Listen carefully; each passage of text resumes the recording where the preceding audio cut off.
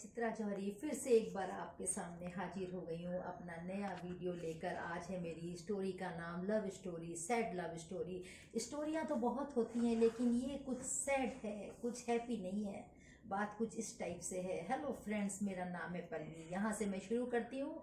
चलिए चित्रा जौहरी के साथ आनंद लीजिए एक कहानी का, सैड लव स्टोरी। तो शुरू करते हैं पल्लवी नाम की एक लड़की से। मेरा नाम पल्लवी है और आज मैं अपनी सहेली दीपाली की स्टोरी आपके साथ शेयर कर रही हूँ। दीपाली मेरी पड़ोस में ही रहती है, वो मेरी अच्छी फ्रेंड है। पर पिछले एक साल से वो बहुत परेशान थी और उसकी परेशानी की वजह एक लड़का था। लड़का जिसे वो टूट कर प्यार करती थी, लड़का जिसके लिए वो कुछ भी कर सकती थी। और उस लड़के का नाम आपको पता है क्या था? सोमेश, सोमेश चक्रवर्ती।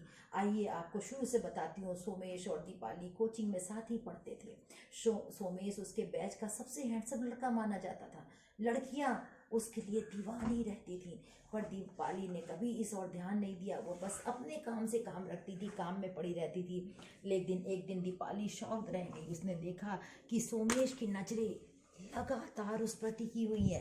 पहले तो उसे ये कोई वहम सा लगा, लेकिन फिर जब कई बार ऐसा हुआ तो उसे यकीन करना पड़ा।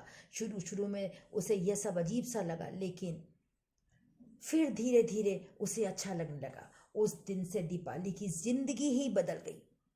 जिस दिन से दीपाली को पता चला, उस दिन से दीपाली की जिंदगी ही बदल गई। वो अपने आप पर पहले से ज्यादा ध्यान देने लगी, पहले से ज्यादा शीशा देखने लगी, पहले से ज्यादा सजने संवरने लगी। एक दिन की बात है, दीपाली कोचिंग से घर लौट रही थी, तभी पीछे से सोमेश आ गया। उसने अपनी बाइक दीपाली के पास रोक दी और बोला, आओ दीपाली, मैं तुम्हें घर छोड़ दूं। दीपाली भला उसे कैसे मना कर सकती थी, क्योंकि वो तो उसी के लिए सज संवर रही थी घर में। वो बाइक पर पीछे बैठ गई। सोमेश ने बाइक को पहले गियर में डाला और धीरे से बोला, दीपाली मैं तुमसे कुछ बात करना चाहता हूँ। क्या? दीपाली ने बड़े शर्माते हुए बड़े ही धीरे से ओठों को थोड़ा सा खोला और पूछा, क्या? सोमेश ने बोला, ऐसे नहीं, आओ किसी रेस्टोरेंट में बैठते हैं। दीपाली की सहमति पर रोमेश किसी रेस्टोरेंट में गया और वहां बैठ गया। दीपाली से अपने प्यार का इजहार किया। दीपाली मन मन ही मन सोमेश को चाहने लगी थी। वो उसे मना नहीं कर सकी। इस तरह दोनों की प्यार की गाड़ी तेज दौड़ने लगी पटरी पर। धीरे धीरे सर पर दौड़ी जा रही थी। लेकिन थोड़े ही दिनों बाद सोमेश अचानक गायब हो गया। उसने न सिर्फ कोचिंग आना बंद कर दिया, वरना दीपाली को फोन भी उठाना बंद कर दिया। दीपाली को फोन नहीं करता था, फोन नहीं उठाता था। दीपाली उसके व्यवहार से काफी सन्न रह गई।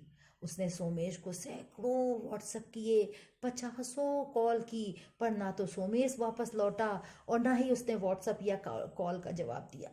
दीपाली एकदम पागल सी हो गई, मजबूर हो गई, परेशान हो गई। ना अब उसका मन पढ़ाई में लगता था, ना किसी और चीज में। ना तो वो रात में ठीक से सो पाती थी और ठीक से ना खाना खा पाती थी। बस वो हर समय वो सोमेश की याद किया करती थी और रोती रहती थी। एक दिन की बात है, दीपाली अपनी माँ के साथ मंदिर जा रही थी, तभी रास्ते में उसे सोमेश दिखा। सोमेश की नजर भी दीपाली पर पड़ गई, पर वो उससे अनजान बनता हुआ एक गली में चला गया।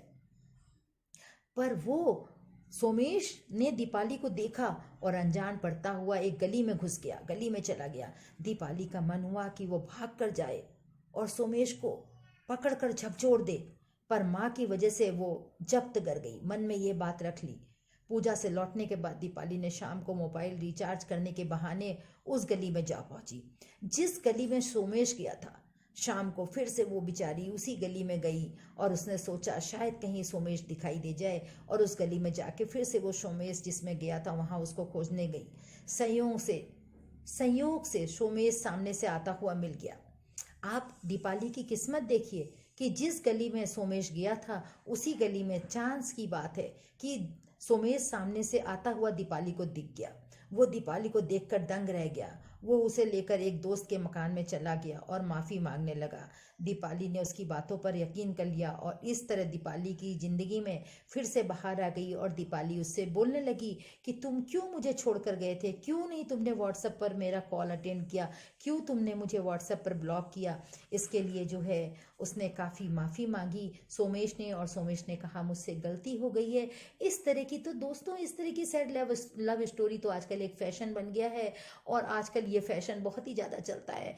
आज दोस्ती करिए, कल छोड़िए, आज लिविंग सिस्टम के साथ रहिए और कल आप छोड़ दीजिए, आज ब्रेकअप हो गया। ये हमारे समय में तो होता नहीं था भाई, ये तो आजकल का ही फैशन है, ब्रेकअप ब्रेकअप ब्रेकअप। और लिविंग सिस्टम हमारे समय में तो एक ही बार शादी होती थी, साथ निभाते थे। लेकिन चलिए जी, 2021 है, अभी तो वैसे भी कोरोना के समय में आप देख ही रहे हैं कि ये जा रहा है और सतयुग आ रहा है। तो सतयुग में शायद फिर से ऐसा हो जाए कि एक से शादी एक से ही निभाना, लिविंग सिस्टम चला जाए या बहुत सारी चीज़ें चली जाए।